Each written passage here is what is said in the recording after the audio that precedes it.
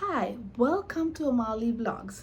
So today I'm going to talk about how to find the ideal job market for you. There will be few videos regarding this topic, and I'm going to divide it into few. The first thing we are going to talk about today is under finding the job market that is specifically good for you is the self assessment. So when you are finding the correct job market that that belongs to you, first we need to figure out what we need and what exactly makes us happy, right? So self assessment is number one, the key actually. So do that self assessment. There are three things we should do. One, find out what exactly your skills are.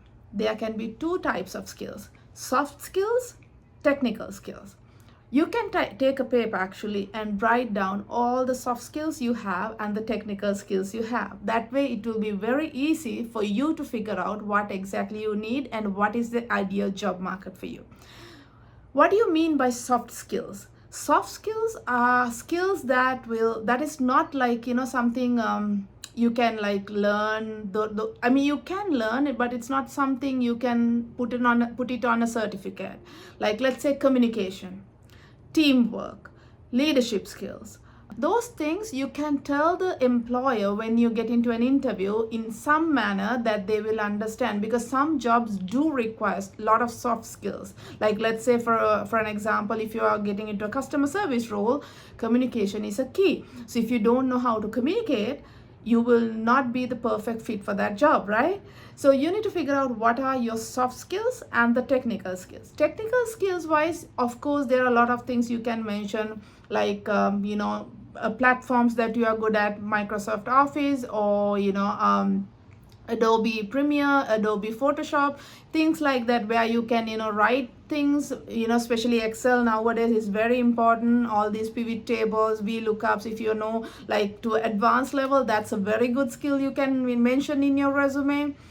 And also, like the languages, especially if you are into IT, you can put like Python, Java. There are a lot of languages that people look for when it comes to software development. So if you have these two things, you can figure it out what kind of jobs that the job market that is ideally matches your skills, right? That is number one.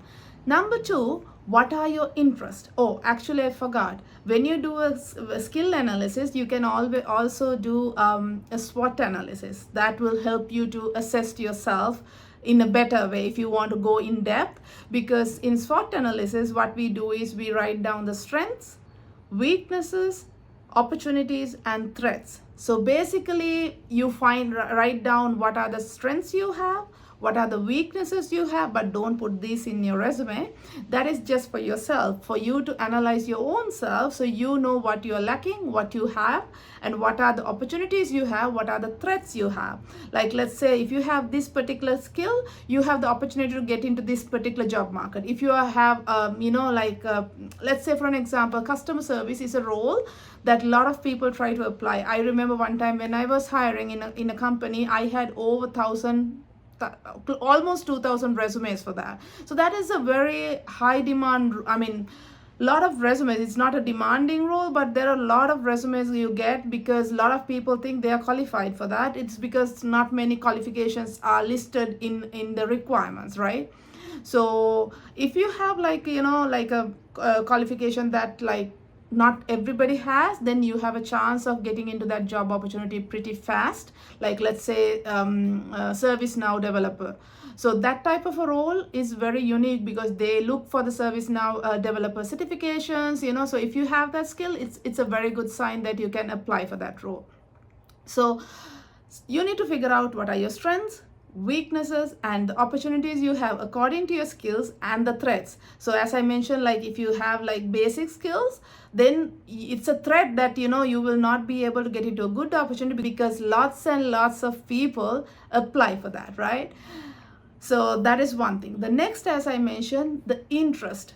What kind of job fascinate you? What kind of work that makes you happy? Because after all, self-satisfaction is what matters. Why we do a job? Of course, to earn and manage our day-to-day life. But if you're not happy in your job role, you cannot continue it for too long, right? So you need to see, some people actually they love what they do. It doesn't really matter, because some people, they just do their job and come home, and job is apart, like separate, and some people like just take their personal life completely separate, which is nice if they can adapt accordingly, even though something that they don't like. But it's always better that if you do something you like, it makes you happy. That's why, like, when you're in a bad place, like if the job is a headache, your personal life also drains down because you're not happy at home. So things like that, like what interests you. For an example, I would say, like, let's say you are a tech person. Like when my childhood, I remember, like, from me and my sister, I am the one who used to like set up TVs, set up computers, like all these technical gadgets. The first person to touch and fix it, it's me. So things like that, if that fascinates you, probably you are into technical side. You love technical things. You want to learn about computers or things like that. You want to fix things. Maybe you are a gamer that who really loves gaming. Of course, a lot of kids nowadays, they do that. But if you want to like build up your own game, so things like that, right? Or something like, if you are a person who wants to help others, you can always think of like industries that makes that way. Like if you're like hospitality industry, like that makes you happy, like helping people, things like that, right? So write down all the interests you have. And the third one is the values. What value you give the most when it comes to picking a job for you. Like, let's say, for an example, if you like flexibility in jobs, like especially if you're a mom, you need some time to be with the kids and also to get the work done, right? So you might prefer a remote opportunity or a hybrid role. Some people, they don't really care. Some people, they want to stay away from house, so they tend to go to work more often. So they want to like have an on-site opportunity where they can stay away from house when they work and then come back home to relax. So some people, they cannot manage that. When you work from home, they don't know how to really get the work done, because they are like stressed out. Okay, my kid is crying and I have to go and take care of the work. The dog is barking. So things like, if you don't have a place where you can peacefully work, then better to go to work and do the job, right? So things like that. Or sometimes people prefer the salary. Of course, a lot of people, but it's like, what is the most in the number one in your priority list, whether it is salary or the flexibility or maybe the company culture. Some people value that as well. Like, what are the benefits that they give, whether they provide a pension scheme, whether they provide insurance, or even whether they provide the education facilities. Like some companies, I have noticed people work because they provide you like free education. So that way they spend time they are working, so they can get that, and they can do the degree, because some people cannot afford to get a degree completed. So they want to find a job where they can work as well as they can do their studies. So things like that. What matters you the most? So you write down the things, the values in your life at that moment when you're finding a job. So 3 things I mentioned in this video to assess yourself, self-assessment, before we get into the ideal job market, right? So what are the 3 things? Number 1, the skills, soft skills, technical skills. Number 2, the interest, what exactly makes you happy. And third is what values that you are looking in a job. Like those 3 things, once you identify that, you can easily see what is the job market, the ideal job market that will fit your preferences, your skills, and your values. So that is one part of finding the ideal job market, self-assessment. That is what we did today. Next video, I'm going to talk about the demand in the job market.